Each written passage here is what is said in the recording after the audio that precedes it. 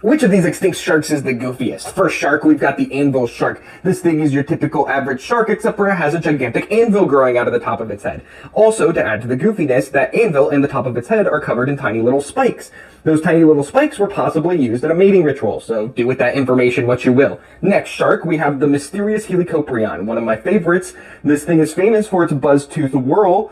Scientists for the longest time weren't sure what the buzz-toothed whorl was for or where it was in its body, but the consensus now seems to be it was right here on its lower jaw and was literally used as a buzzsaw. Each tooth served a purpose based on where it was. The front teeth were there to grab prey, the middle teeth were there to rip the prey to shreds, and the back teeth were there to shove it into its gullet. One of the goofiest and most interesting hunting methods of all time. Next shark, we have Falcatus. This goofy little guy was only 1 foot tall and lived in the deep sea. Much like most deep sea creatures, this thing looks like a tiny little freak. It has a giant sword growing out of its spine, and it was probably used for mating, as only the males have it, and the females would latch on